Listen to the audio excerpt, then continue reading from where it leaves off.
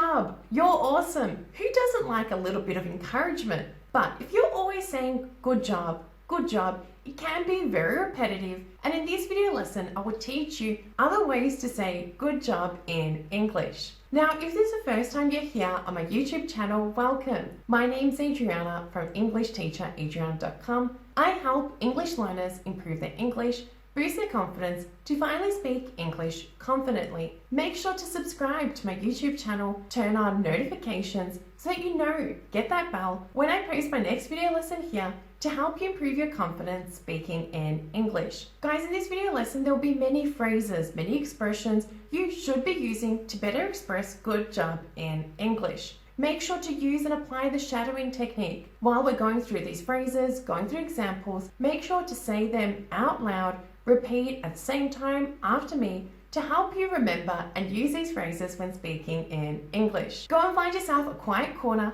and let's begin with the first phrase. Now, the first phrase you could use instead of good job is the phrase, you certainly did well today. You certainly did well today. This is a great phrase to be using to encourage people, especially a boss, for example, encouraging his workers. You certainly did well today. Careful pronunciation. You certainly did well today. You certainly did well today. Now, if somebody did some work for you and that work made you really happy, instead of saying good job, you could use the phrase, that kind of work makes me happy. That kind of work makes me happy. Great way again to encourage somebody to keep working, to keep doing what it is they are doing. Again, pronunciation. That kind of work makes me happy. That kind of work makes me happy. But if somebody's trying to do a good job, but they're not quite there just yet, but you still want to encourage them. If you'd like to encourage them, you could do this by using the phrase, one more time and you'll have it. One more time and you'll have it. This is a great phrase to be using when somebody's trying really hard, they're fixing their mistakes, but they're not quite there just yet. Again, pronunciation. One more time and you'll have it. One more time and you'll have it. But if that person finally got it correct, so after trying numerous times, they finally did a good job. In this situation, instead of saying good job, that's the right way to do it, that's the right way to do it, is a great phrase to be using in this setting to express the fact that how they've completed the task is perfect. Careful pronunciation, that's the right way to do it. That's the right way to do it. Or in this situation, you could also use the phrase, you're on the right track now. You're on the right track now. Great phrase to describe the fact that maybe in the past they weren't taking the right path, the right track, but now they finally are and they're doing a good job. Again, pronunciation, you're on the right track now. You're on the right track now. If you find yourself in a situation that you'd like to motivate somebody, so maybe they're not doing fantastic work, they're not doing a good job, but they're really trying and their improvement is really great. Instead of saying good job in this situation, you could use the phrase, you're getting better every day. You're getting better every day. So here you are still encouraging them, but it's not fantastic, but they're still improving and that's fantastic. Careful pronunciation, you're getting better every day. You're getting better every day. Now, if you find yourself in a situation where you see that somebody has been trying really hard and there's a lot of improvement, you could use a phrase, you must have been practicing. You must have been practicing. For example, I saw my friend Bob 2 weeks ago, and he has a goal to be able to jump 2 meters in distance. At that time, he could only jump about half a meter. But when I saw him yesterday, he could jump 1.5 meters. And I was like, wow, Bob, you must have been practicing. You're getting there. So here, you must have been practicing is a nice way to congratulate him. He's still not quite there, but there's a lot of improvement. Careful pronunciation, you must have been practicing. You must have been practicing. Another similar phrase I could have used talking to Bob could have been the phrase, that's quite an improvement. That's quite an improvement. So over the last few weeks, Bob has increased his distance. He's able to jump 1 meter, and that really is quite an improvement. He's not there yet, so I'm not going to say good job, but that's quite an improvement. It's a great polite conversational phrase to be using, especially with friends, family, people that you know really well. Careful pronunciation, that's quite an improvement.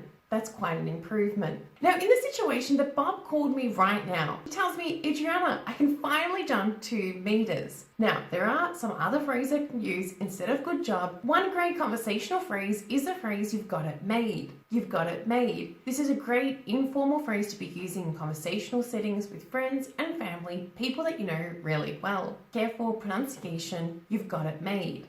You've got it made. Or I could have used the phrase, that's better than ever. That's better than ever. Again, this is a little bit more politer, a little bit more formal phrase. Great to be using at work. People that you don't have a really close relationship with. Careful pronunciation, that's better than ever. That's better than ever. Or the phrase, that's first class work. That's first class work. It's a great informal phrase to be using friends, family, instead of good job. Again, pronunciation, that's first class work. That's first class work.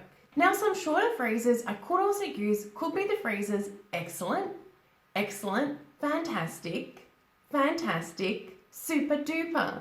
Super duper. Super duper is really informal. This is good to be using with people that you have a really good relationship with. Super duper. Or way to go. Way to go. Way to go is very often used by many native English speakers. I'm sure you'll hear this in movies, TV shows. Maybe your friends even may use this with you. I use this phrase very often when somebody tells me that they've done something and I know that they've done it really well. Way to go. Great phrase to be using in informal settings. Careful pronunciation. Way to go. It's not way to go. Way to go. Way to go. Now, if I wanted to be a little bit more formal, very proper, then I could have used the phrase, aren't you proud of yourself? Aren't you proud of yourself? So this is a rhetorical question. I don't expect Bob to answer the question, but here I'm implying good job, being very polite and proper about it. Again, pronunciation, aren't you proud of yourself? Aren't you proud of yourself? Also the word sensational. Sensational. It's very proper, it's a very polite word to express good job in English. You can use this with colleagues, with friends. It is a little bit more polite, but it's a great phrase to be using in conversational settings. Careful pronunciation, sensational. Sensational. Sensational. Also, if you find yourself in a situation where somebody's done a really good job and you feel you couldn't have done it like them, so you wouldn't have done such a good job like them, then you could use a phrase, couldn't have done it better myself. Couldn't have done it better myself. For example, at work, Mary created a perfect presentation, and I know that I'd never be able to create a presentation like hers, and instead of saying, hey Mary, good job, I use the phrase, couldn't have done it better myself, to express the fact that she did a really good job and well done. Careful pronunciation, couldn't have done it better myself.